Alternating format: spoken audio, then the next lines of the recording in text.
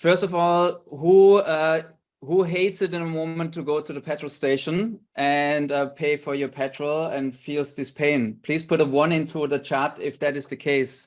If you're having that, if you have that pain as well, going to the petrol station, yeah, especially with a ute or something like that, super annoying. So please use the chat for communication with me as the speaker. So I see that you're still there and not just talking to the wall. If that is not a pain point for you in the moment, you're lucky. You might be just using a bicycle. But our prices definitely went up over the last year, and we never know where it is going over the next few years. So let us talk. Like in my presentation, I first will talk a bit about the situation that we're facing right now, that I already started to talk about right now. Then I will speak a bit about Passive House and where Passive House comes from. I bring it then to Australia, and then we look to Australia, how it is actually impacting Australia, and how economical it is actually in Australia to build passive houses, because sometimes that's something that is always a discussion. And how much does a passive house cost? After that, I explain you a bit the standard.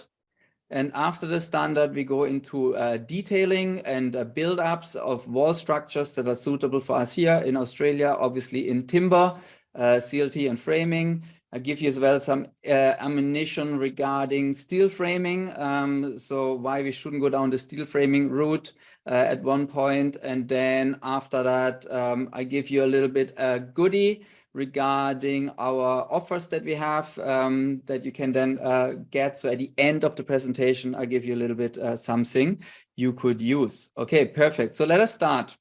So timber and passive house, the solution for a better future. I think we can agree that timber is really a good product we want to use. Then what's the situation right now? Energy prices are going through the roof as well here in Australia. Luckily, it's not hitting us as hard as Europe with that Russian war that we're having right now. So we're having more the situation here that fuel prices are going up a bit. The rest of the energy is going up a bit. But if you look to the UK, for example, the gas prices went up by 5-fold. So if you had your heating bill and it was $1,000, it's now $5,000. Painful. And that's what we try to avoid. So the fuel prices are going up through the roof. Question: would you like to cut your petrol in your car by 10-fold? So if you're cutting your petrol need by 10, so digit, how would that be for you? Please, if you would like that, please put in there a 1 into the chat. Please use the chat if you're allowed to use the chat. To now, I've seen only WoodSolution webinar. I'm not sure if that is working for you guys. Can somebody try to use the chat and see if that is working, or is the chat switched off? It's only okay. It's only in the Q&A is working for you. Okay, fair enough. So in that case, I just go through it and I ask the questions, but you probably can't engage with me. Now you can engage with me. Perfect. Cool. So thank you. So if you would like to cut your petrol prices, like your petrol needs by a digit, that would be great. Thank you. Now let us go to the second part. So instead of 10 liters per 100 kilometers, 1 liter per 100 kilometers, that would be pretty amazing. Who would be willing to spend another $3,000 on a $30,000 car? Please put a 2 into the chat, the number 2. If you're willing to spend an additional $3,000 on your car to actually getting that cut of your running costs by 90%. Okay, perfect. So what would it be if it's just cutting your petrol costs by half? Yeah, so if you're cutting it only to half, would you still be willing to spend the $3,000? Please put a 3 into the chat. If you're still willing to spend an additional $3,000 on a $30,000 car to cut your petrol costs to half. Perfect. That is exactly what Passive House is offering. Yeah, passive house is reducing the energy demand for heating and cooling by 10-fold. That's only heating and cooling, or a cut. So it's ditching a digit at the end. You only need 10% or for an additional investment of 10%. So on a $30,000 car, $3,000 is that 10%. The overall domestic fuel, that means as well your lighting, your fridge, your cooking, your all these devices together. And these circumstances, passive house cuts your domestic fuel to half. And that's the reason I asked once for a 90% reduction, $3,000. Yes, but that is only heating and cooling. But when we're looking over the overall energy consumption of a building, it cuts it to half, and people are still willing to pay another 10% if it's the car. Yeah. So what's the situation right now? In the moment, like we just have CAP 2027 running in Egypt. And when the last report came out earlier this year, they were saying it is now or never if you want to limit global warming to 1.5 degrees. Without an immediate and deep emission reduction across all sectors, it will be impossible to achieve that 1.5 degrees. Let us be honest, I think the 1.5 degrees is most likely not happening. If you want to achieve it, we would have to come to the pivot point in 778 days, or like less than 779 days, to peak our CO2 emissions. And from that day, it needs to go strongly down, like a really steep downhill. I don't see that happening. So maybe it's going up to 1.6789. We will see where it goes, but every little thing counts. Yeah, so I think that's important. When we look to the global emissions, buildings are responsible for 21% of global climate change emissions. It's not just CO2, it's CO2 equivalent in this calculation, and that's 21% is coming from buildings. Yeah, we can make a difference with that. Yeah. In Australia, in the world, when we look to the world CO2 emissions, just CO2, not all methane or all the other gases that we are emitting, then the building industry plus the use of buildings is 39% of the overall. So about 40% is the CO2 emissions, with 17% is the residential side, 11% is the commercial side, and 11% is the industry on its own. So that means building the houses, but as well infrastructure. So that's the situation that we're in. How could we, with our industry, make a difference? You're already making the right choice by the material if you're building this timber, because timber is a CO2 or like a carbon capturing way that we can use. So let us look to passive house. So what is passive house? Passive house are normal buildings built better. That's all what's it about. Yeah, passive house is the foundation for healthy and sustainable buildings that are economical. I always say passive house is an economical optimization tool for my project, because we are applying the science, and we're going back to the roots, to really what is happening, and applying now the science on top of that, and then we can make economical decisions by our results. Not like with a NATAS assessment. We don't know what the NATAS assessment is really changing. Like we see how the NATAS assessment is changing, but we can't really tell by the result of the NATAS assessment how much the heating bill or cooling bill is impacted by that. So passive house is just implying the laws of physics and economics. So what is passive house doing? Passive house separates the indoor environment from the outdoor environment. While the outer environment is changing, the indoor condition stays between 20 and 25 degrees the whole year round. So in other words, the indoor environment is inert to the outdoor environment, or the indoor environment is hardly impacted by the outdoor environment. So that's what passive house is achieving. So certified passive houses, if you want to find them, there's this passive house database where you can find all the passive houses. And here on this graph, we see how the numbers of passive houses since 1998 are going up to 2021. we see it here, just the beginning of the hockey stick. I think this is going steeper and steeper and steeper, and we will have an exponential growth on passive houses because it is the foundation for better buildings, for buildings of the future. I don't think that passive house is the best way we can build. I think it's the worst way we can build, but we always can build better. Yeah, passive house is the lowest standard that we should achieve, but we can always do more. I show you a little bit today why that is my belief. There is some some places where we could do a little bit less than passive house, but normally the passive house standard is your really safe way to make sure that your clients have a healthy home, that you do something for the environment, and that it stays affordable. Good. So over 30,000 units are built, and I think now it's over 3 million square meter of treated floor area, so conditioned space. So passive house is really looking at the energy consumption of the building over the lifetime of the building. However, the embodied energy is something we need to look at as well.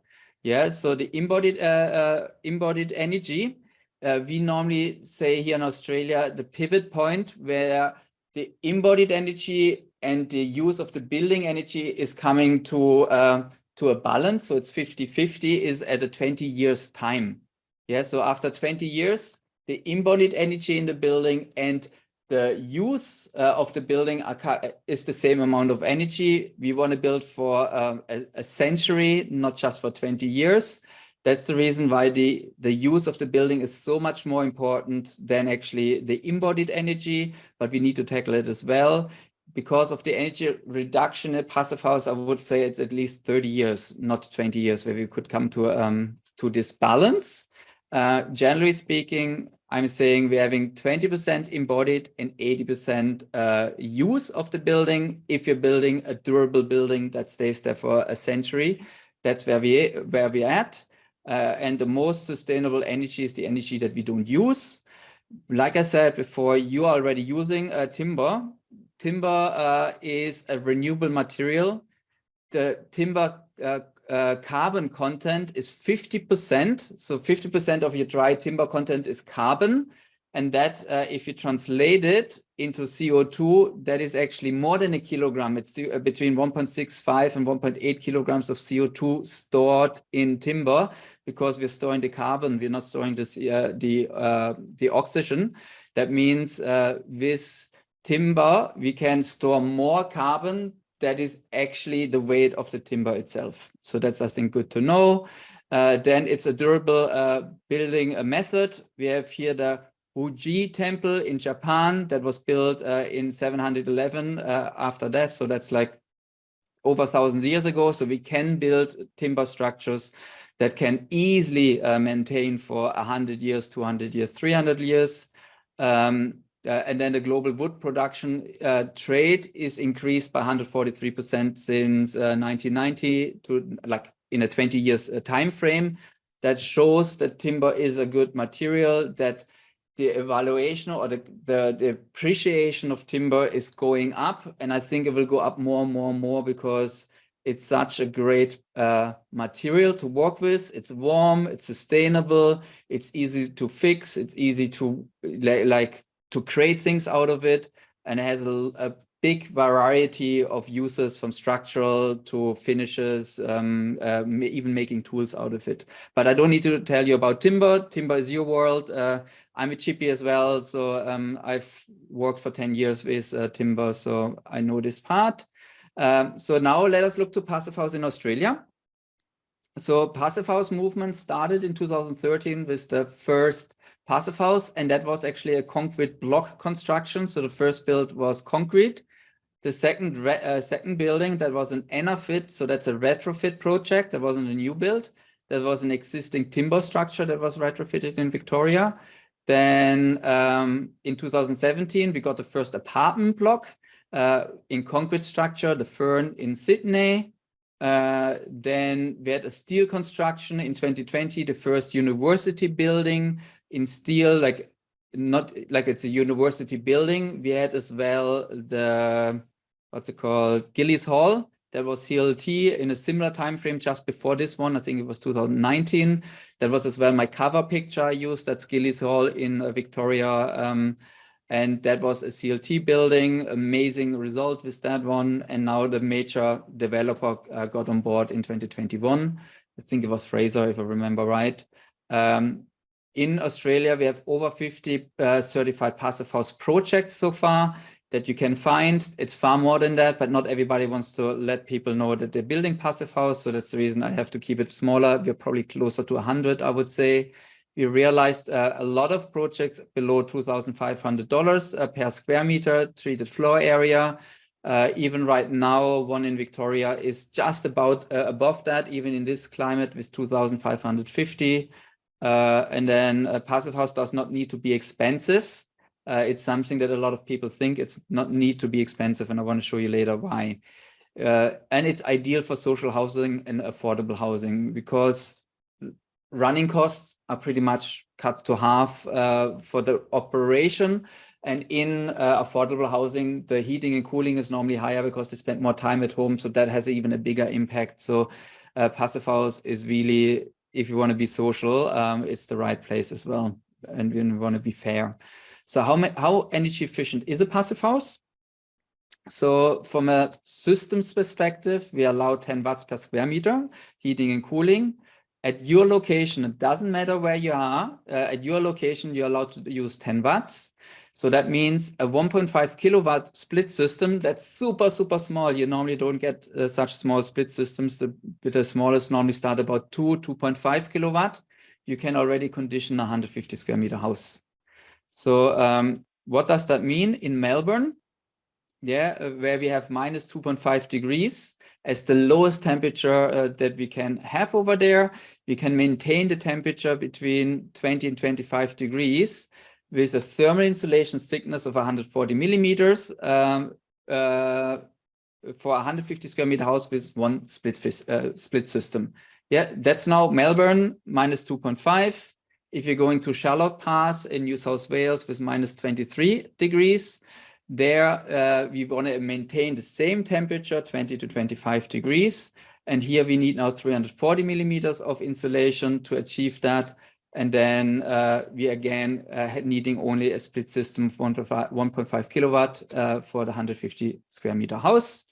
How energy efficient is that? That's now Oslo, Western Australia, with the highest temperature ever measured with 50.7 degrees, January 2022. That's the highest temperature measured in a village or town. We want to maintain the temperature as well between 20 and 25 degrees. Now we need 250 millimeters of insulation because we want to keep the heat out. Thermal insulation doesn't know where the inside or outside is, so it protects us from the heat and from the cold. So here we need now 250 millimeter against the heat. And now the split system that we need is again 1.5 kilowatt hours for the 150 square meter home. I said it now already multiple times here. That's what passive house is doing. Passive house cuts the energy consumption to half. So this is what passive house is doing as a basic figure. If you're not going over the top, we just achieve the basics of passive house. We can always optimize it further and probably cut it to a quarter. So we're taking 75% away from our running costs, but let us be pessimistic from a passive house perspective and say we only cut it in half. So we're able to save about $1,400 a year. That's the calculations, that's the amount that I'm using for my economical calculation in a few slides later. So passive house is comfort with clear conscience. So in other words, you can live in a really comfortable house that is always warm in the winter and it's always cool in the summer. And you don't have to worry about how you achieve that because you're living in a passive house. You are not contributing to much to global warming or not at all. Like I said before, passive houses are normal houses just built better. The additional investment costs in Australia are between $250 and $750 per square meter. This equalizes to 5 to 20% in residential buildings and can be as little as 1% from commercial buildings because they're bigger projects, then everything gets cheaper. As well, the ratio used area internally and building envelope gets more favorable. That's the reason it works. Now we look at our spa home. So that's a 120 square meter, 125 square meter home. That's the house that we're modeling in our certification course, in the designer course. And now we're looking at the cost of this house. So if you say the square meter cost for the house, low quality, 2,500, then it's 15%. If you say it's 5,000, it's 8%. If you say we're spending 7,500 per square meter, then it's 5%. And then we see the costs of construction for this building. These are realistic figures. In Sydney, I would say in Perth, we could even drop that farther. A little bit to the layout of the house. We have 3 bedrooms, 1 bathroom, a WC, a laundry, a kitchen, a lounge, dining, and a dining area. We have no leisure area in this building, but it's, I think, already a really good building. Really typical European layout of the whole thing. Here it shows us the additional costs. It's 48,000 for the passive house components. Yeah, that's the additional costs we have to spend in Sydney in March 2022. I got a quote for the windows for this project. It was less than $10,000 to supply all digit, all passive house quality windows, no problem. So now what we're doing, we're changing the building to a long single-story building, to a wide single-story building, and to a terraced house. Yeah, here upper and lower floor are behind each other, upper and lower floor are next to each other, and now it's still that 2-story building, but is now a terraced house in the middle of a row. So how is that impacting our economics? So keep in mind the freestanding 125 square meter house is an additional $48,000. That's the reason we have that sticky note on here.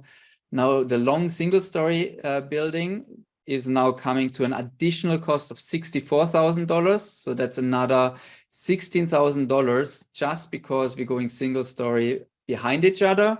If we're going for the wide option, we bring it up to $59,000 additional costs. And if you go for a mid-terraced house, it's an additional 26 instead of 48. Why is that? Where is that coming from? It's really simple. Here we have to add the same amount, like we have to double the amount of roof and we have to double the amount of concrete slab. And this is area where the energy can escape. And that's the reason why this one needs more energy. Similar to this one, it's just a bit more ideal because the long side of the building is now connected to each other instead of the short side. And that's the reason why this one is a little bit cheaper when we put it next to each other. And here it's less because these long sides of the building, they are now protected by the other buildings. And that's the reason we don't need a thermal performance there. That's the reason why terraced houses are cheaper. So you can get the same outcome of the building for 26 as a terraced house, 48 as a freestanding one, 2-story build, long single-story build for 64, or wide building for 59. Yeah, choosing the shape of your building wisely has a massive impact to your client regarding the costs. Yeah, not just for passive house, but in particular passive house, because passive house is telling you how much better you have to build this amount of walls because you're having a bigger envelope area to the same internal condition space. It's a bit much, but I want to show you what that is. I would normally spend more time on that if you would do the whole presentation. There's like a passive house in Australia. Is it too expensive? It's a webinar on our website that you can buy as well with CPDs if you want to know more about this. Here, just an example of a typical Australian house as we know it. Yeah, 328 square meter house, total envelope area. The additional cost is now $1,300 to make that passive house. But yeah, pretty roughly calculated. The additional if you're now simplifying this shape by putting getting that into that simple shape, then we're saving already $40,000. And if you're now looking to the additional costs with the savings from the conventional building included, then we're saving $100,000 because of the simpler shape. So we're saving $40,000 for the passive house, $60,000 for the conventional building. And now the additional cost for this big house is $30,000. How does that look now for the different finishes? 2.5, 5, and 7. Normal building, here it's that's our costs. 15% is passive house, 18 and 5 if you're not changing the shape. If you're changing the shape, the additional passive house cost is 10%, 5.5 and 3.6. If you're including the savings for the conventional part, it's only 3.6, 1.8 and 1.2% additional costs. So passive house doesn't need to be expensive. We have to be smart about how we are designing it. And now when we are comparing the 120 square meter house to the 328 square meter house, the spa home to that conventional Australian build, this additional 200 square meter are giving you 1 bedroom, 1 bathroom, and 1 additional toilet and a leisure room. So in other words, for 4 additional rooms, you need another 200 square meters. Something is wrong with our designing. Yeah, something is not right. So maybe we can improve our design practices in general to make buildings more economical, as well covered in that webinar that I just spoke about. So if you now look to this additional financial burden per day, so this is now that's the building cost we spoke about, this $48,000. Yeah, that's the amount of money we have to have available during construction cost. But what is now the additional financial burden? What's the limitation of my lifestyle because I'm going for passive house and I have now more mortgage to pay? Yeah, that's what we're doing here with this financial burden, because I invested that $48,000, but my running costs are going down. And now the question is, what's the impact to me as the end user? And that's what we're showing here. So the financial burden in the first year is a coffee a day. So 1 takeaway coffee a day is your financial burden. So if you reduce your coffee intake or change your habit from having a coffee outside to having a coffee at home, then you're already able to finance your passive house. After 10 years, it's a 7-Eleven coffee. Yeah, it's only $2.77 now, and it's a large one. So that's what you're having. After 19 years, we come to financial pivot point. So at this point, we have no additional financial burden to the user. And when the loan is paid off after 30 years, we're getting every single day a free lunch of $15. Yeah, so this is why passive house is economical and why passive house is creating a return of investment. And you're spending that money up front to secure your future.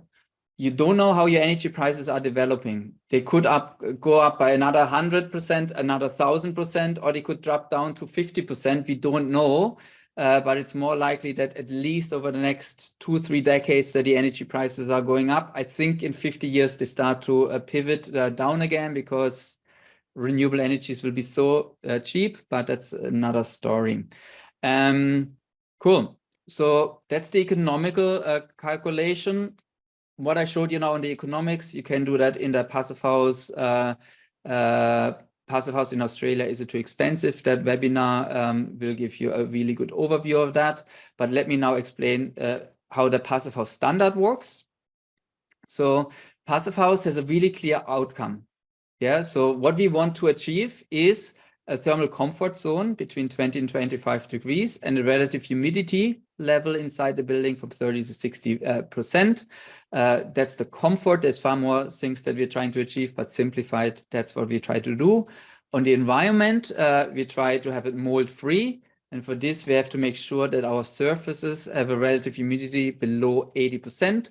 So cold spot is a mold spot. So when we have a thermal bridge, we could have the temperature dropping that far that the relative humidity on that area is now 80%, and now we have mold growth. So you always see the mold growth in your corners if you're in a cool tempered climate. If you're in a hot climate, it's probably rather, and you condition, it's rather behind your internal walls when you have like a picture hanging there, then you see mold there. But in cold temperate climate, Sydney and colder, then it's normally in your corners. Cold spots are mold spots. And that's normally your external walls when they're meeting, or when your floors meets the external wall. So that's what we try to achieve. Then air quality, we want to make sure that the CO2 levels in the building are below 1,000 parts per million, ppm, parts per million. Naturally, we have about 300, 400 parts per million in the air. Now it's already at 450. So we allow that to go up to 1,000 parts per million. Usually it goes up to 1,500, 2,000, 3,000 in a building if it's not properly ventilated. And to achieve this outcome, we have always the same allowance. Yeah, we allow exactly the same. A heating demand, so how much energy are we allowed to use, is 15 kilowatt hours per square meter. A heating load, that's now the size of our system. So that's our split system in the example from before, the same on the cooling side. And then we have our primary energy demand, or primary renewable energy demand. That's the energy. So if you say we're using coal, yeah, that's the coal still in the ground. That's the amount of energy that we're allowed to use, the 120 kilowatt hours. So that coal in the ground, now we dig it out, it loses a little bit of energy. Now we have to transport it, it loses energy. Now it needs to be burned, it loses energy. It needs to be transported to the house, it loses energy. And then it is delivered to the house. So this is the primary energy, yeah, where it comes from. So if you're using coal, it's the coal still in the ground, and all the energy needed to extract the coal and use the coal is included in this one. And then we have our quality control. We test for airtightness. We do a heat recovery ventilation commissioning report. We have a project documentation, the thermal bridge analysis, and then certification process of the passive house standard. Cool. So how much energy does that mean? Like if you have a 24 square meter living room, so it's a normal sized living room, we could have 4 light bulbs, light bulbs running with 60 watts, so the old ones. Then we could have a small radiator running. We could have 8 lights switched on, and they maintain the temperature on the coldest day ever recorded. Or we have a hairdryer running, or we have a supply air. So we have our supply air supplied with 50 degrees. So it's supply air heating. It's a passive house thing. So this is how we could actually do it with these 5 different methods. 8 lights is enough to maintain the temperature on the coldest day of the year. Heating with direct electricity is obviously not wanted. Thermal comfort. So if you know a bit about thermal comfort, we have this ISO 7730. We have this less comfortable, that's the lighter yellow that we're having here, less comfortable survival zone, more or less. And then we have this darker yellow, that's the normal comfort zone defined by this standard, but passive house goes farther. Passive house is stricter with it. It says from 20 to 25 degrees and from 30 to 60% relative humidity. Why is passive house doing that? It's pretty simple. If you go drier, the air is too dry and we get a dry skin, and then the membranes are cracking in our skin or in our throat, and then we're getting sick. Yeah, it gives us pathways for bacteria and viruses. If it's higher, then we have the risk of mold growth. And if you go higher than 25 degrees, then we're not sleeping that well any longer. So above 25 degrees, sleep is really not good. That's the reason why we say we're sleeping in that place as well. It's not just for activity. That's the reason we say the passive house standard goes only to 25 degrees.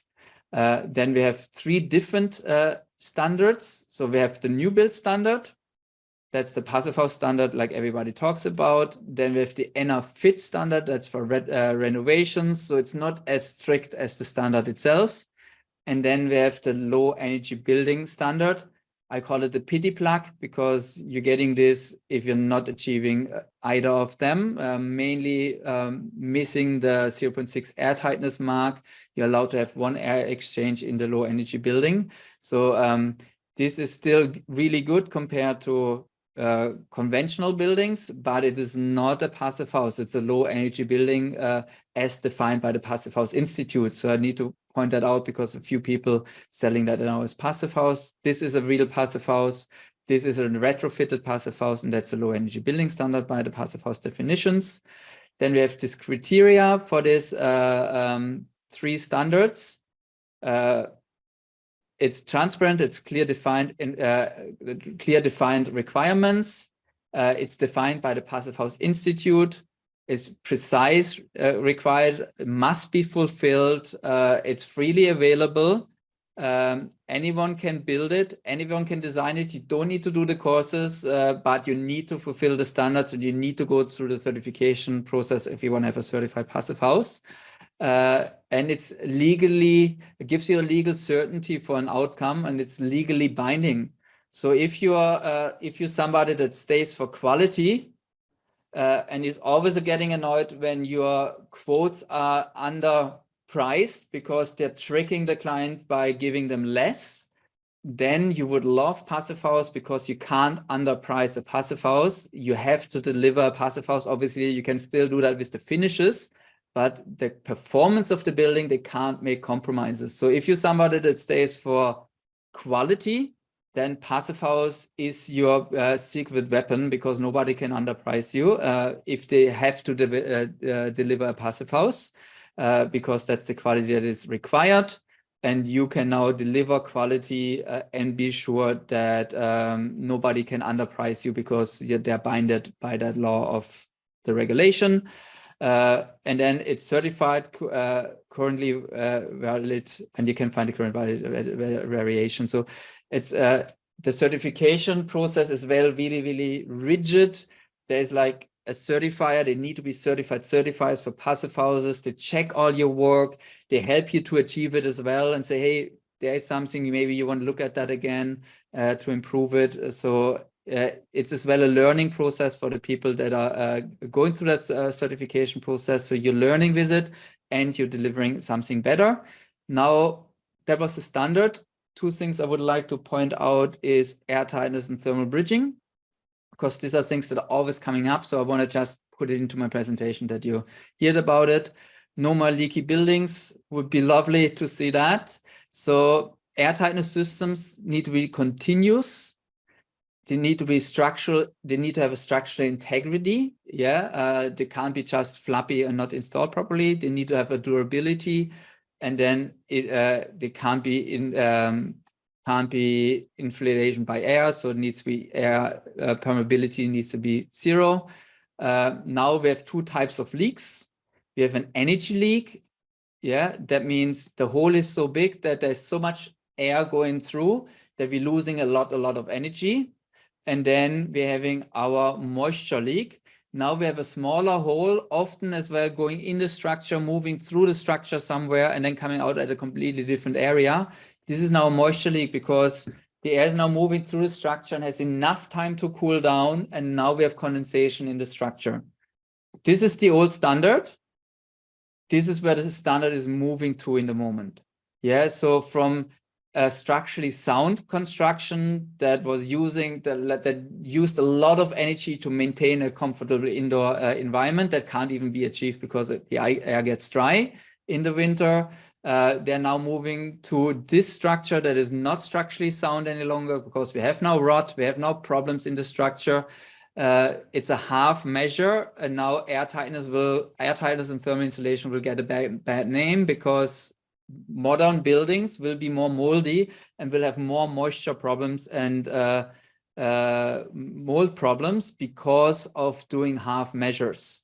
Yeah, it's like airtightness is a little bit like pregnancy. You do it or you don't do it. Yeah, so you can't be half pregnant. That's a little bit like the airtightness. Please, if you do airtightness, bring it at least under 3 air exchanges. It's the bare minimum, but really try to bring it below the 1 air exchanges. If it's a new build, it's not a problem.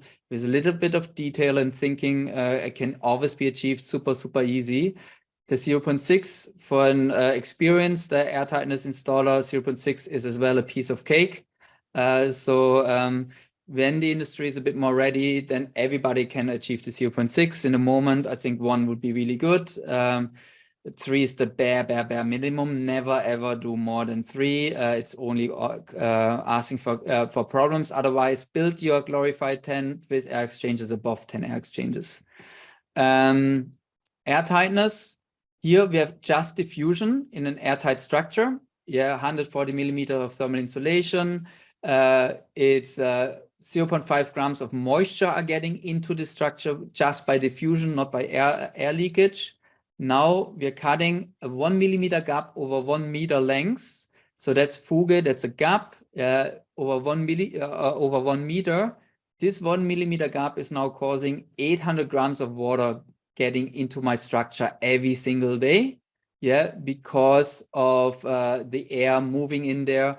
It's a small gap. It's a 1 millimeter gap. That means now the air is moving through slowly in the back of that gap. And then we have condensation, 800 grams of water. That's more than a normal pint of water. So that's what you're drinking in a night. One of that things you're now pouring in every square meter of your building envelope. Not good. The thermal performance goes down by 4.8 times. So that 140 millimeters need to be now 700 millimeters to come to the same performance. What is cheaper? Upgrading your thermal insulation from 140 to 700 or putting a little bit of foil on. I think it's a no-brainer. Again, where is the position of our airtightness system? It's really important. We have to stop the hot air getting cold, because the hot air is able to transport more moisture. Soon it cools down, relative humidity goes up, and then we have condensation. So we need to stop it on the hot side. Cool tempered climate, or as well Sydney or Melbourne, it's normally on the inside of your building. Yeah, so it's the external wall on the inside. In a hot climate, it's flipping it around. So if you go Darwin, then it would be on the other side. That's just a little bit of moisture risks. Now timber and airtightness. Airtight, but careful with cracks. So timber itself is airtight. We can use timber for our airtightness system.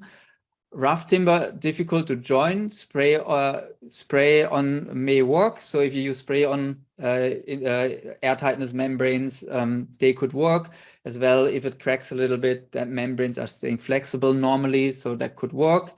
Or you put a lot of primer on and then you tape it. This timber is okay. Dressed or like planed timber is okay. Retrofitted old timbers usually don't crack any longer. They have done all their cracking. If the timber looks like this, you can be sure that stays like it is. Then it's actually as well pretty safe to use that for your airtightness. Make sure that the joint is good. Thermal bridging. What is causing thermal bridges? There's 3 causes of thermal bridges: change of direction, change of material, or change of thickness. Even if change of thickness is well, change of material or change of direction. But we wanted to show that as well because it came up multiple times. So the cause of a thermal bridge is every change of direction, every change of material, and every change of thickness of a buildup is causing a thermal bridge. So in other words, as well, your winter and summer lines in the timber, yeah, the winter wood and the summer wood, that's already a thermal bridge. Theoretically, obviously, it's not relevant because it's so small. Similar to staples, we don't mind staples in our timber. There's well such a small impact that we don't allow for it.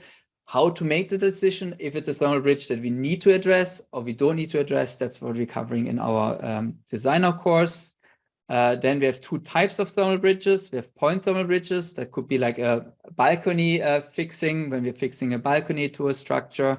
And then linear thermal bridges, when you're just letting your concrete slab run through external wall. Then this is our typical thermal bridge. Now the ammunition I want to show you for steel framing. Yeah, if like metal frame to a timber frame, don't go down the metal frame route. It's only asking for trouble. If you use an insulated thermal bridge, like insulated metal frame, the performance reduction is 58%. So the thermal insulation I put in there gets only a performance of 42%. Yeah, and that's because the metal is such a good conductor of heat that the energy flow through here is accounting for pretty much like 48% of the energy going through here. So an insulated metal frame is not much better than an uninsulated metal frame. If you're putting now external insulation to our metal frame, that works, no problem. This could be your service cavity now, okay.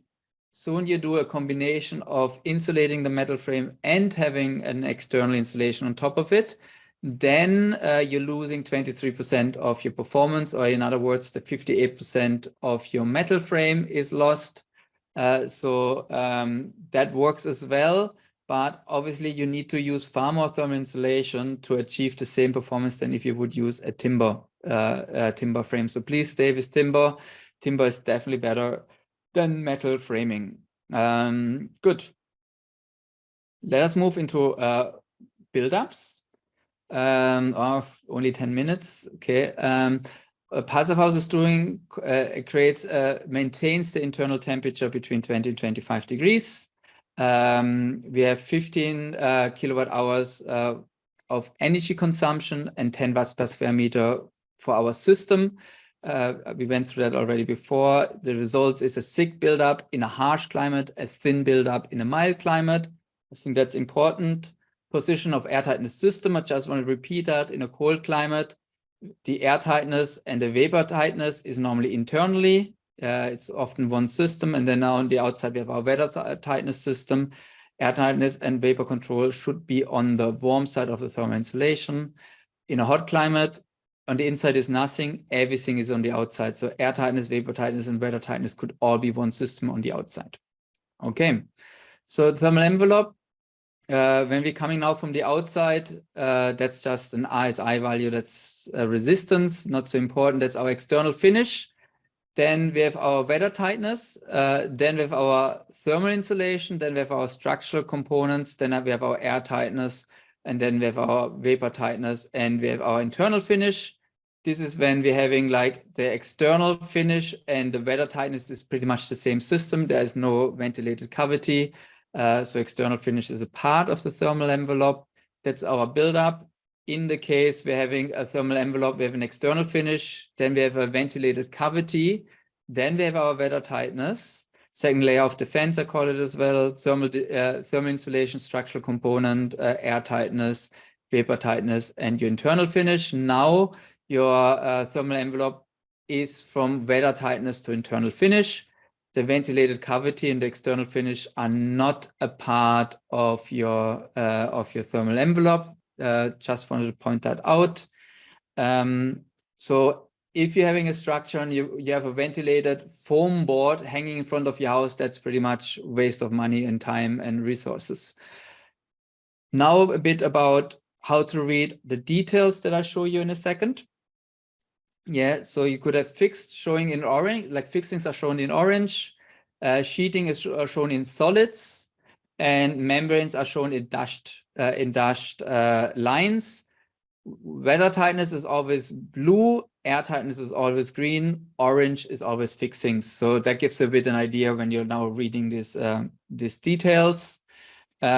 We show a lot of membranes in there, but it doesn't mean you need to use membranes. I personally rather use a sheeting, like an OSB sheeting, for my air tightness system than using a membrane.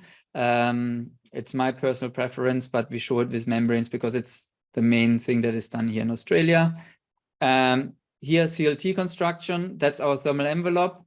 So if you're having a temperature from 0 to 45 degrees, a 75 millimeter of thermal insulation is enough on our CLT construction to achieve our temperature. So Sydney, 75 millimeter with a CLT structure could be enough.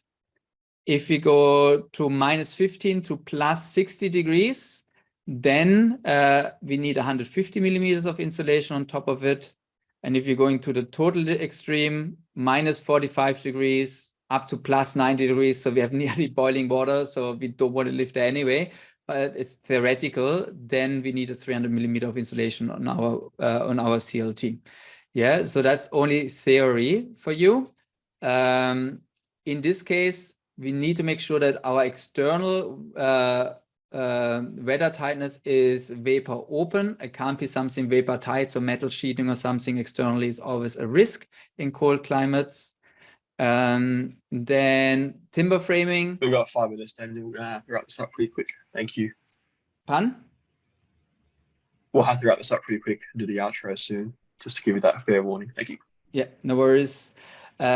If you're having now a timber frame, we need not 70 millimeters, we need 90 millimeters. We need a bit more because the CLT was helping us with the thermal performance. Here goes then up again, and then there's the point where making the frame wider is not any longer economical. Then we go back to our structural integrity, the 90 millimeter frame plus external insulation. Cool. So let me fly through this now. Roof is exactly the same, just a bit thicker because of the sunlight hitting it directly or the sky radiation. Floor structures here as well, showing you the detailing for a floor structure with the airtightness. So our floor sheeting could become the airtightness system. I think that's all clear. This is the one I really want to show you. So please start to use Californian corners so that you're designing your corners like this, like below here, and not this typical framing like we do it in Australia with that gap in here, because when we put the weather tightness on, this is never getting thermally insulated, and then this is empty. Please move away from this detail and move to this detail. Structural integrity is given. Get your engineer to sign it off. This is no problem at all. This will save you a lot of troubles in your buildings, so that's important. That's now a separating floor level. We don't have the time for it, so let us flow through it. This is all covered normally in our courses as well. So we are the passive house provider here in Australia, the main provider.